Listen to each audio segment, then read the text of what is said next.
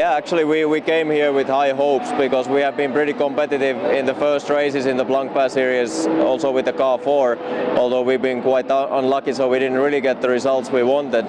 So we came here really with a massive attack, and it's been good since the first session. I mean, the first outing, we went out in first free practice and we were second quickest, and it just kept going well. And of course the race is really long and anything can happen. We had some close calls, like Nicky in the start, he had to avoid the spinning Ferrari.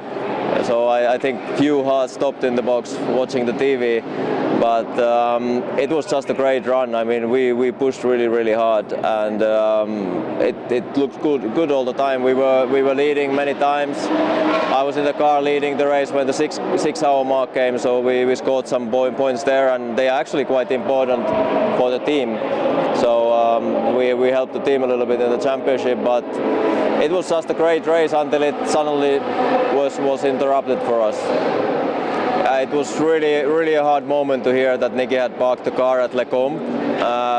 We are not sure exactly what happened, just that we know only that all the power went off and he couldn't do anything. Even the radio communication died.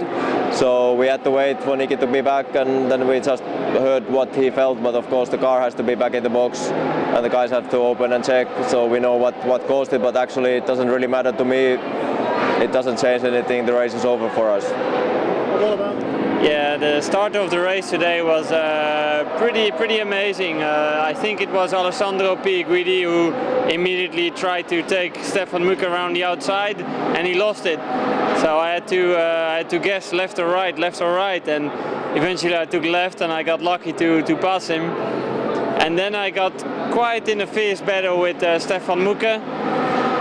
I was doubting between leaving a gap or passing him, but I really wanted to pass him. I felt like losing a lot of time behind him, but he did not agree with me. So he was defending a lot, and I must say it's his good ride, but it was not really 24-hour spirit shown there. So yeah, it was a bit risky, but eventually we didn't touch and everything was in one piece. So it was quite a cool stint. Yeah, I mean that's the worst thing that could happen. I was on the pit straight when I got my battery alert.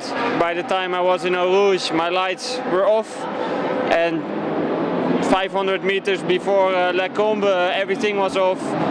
No more dashboard, no more shifting, no more radio, and I just let it roll. And then I tried to find the problem at Lecombe, but yeah, it was the battery. I couldn't do anything, and end of the race. I mean, it's really shit after what could have been a really good result for us three. I mean, with Henri and Marcus, we've been showing some great performance this year already before, but somehow this weekend it all came out. We have been quick all weekend, 3 practices, qualifying and in the race. So yeah, I was really hoping for a good result, but I don't know, it wasn't meant to be, I guess.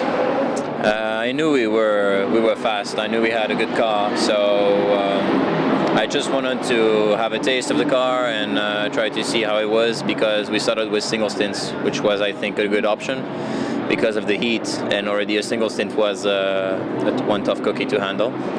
So you know, when you get into a car in such a good position, it's always nice, but at the same time you have more pressure, so it's always good and motivating to keep the pace. And after 3-4 laps I was immediately on the pace, so that was encouraging, and then I could relax and have some fun in the car.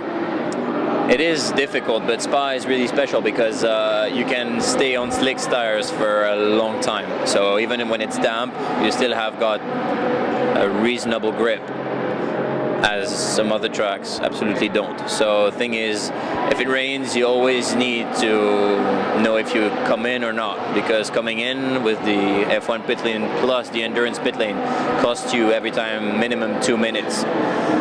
So if you make the wrong call, what we did during the race, we lost 1 minute coming to change for the wets, and then went out with Nicky for 3 laps and then came in again to put the slicks on. So that was one point of the race where we could have made a nice difference and a bigger gap at the front. Leading a 24 hours race is always really nice feeling.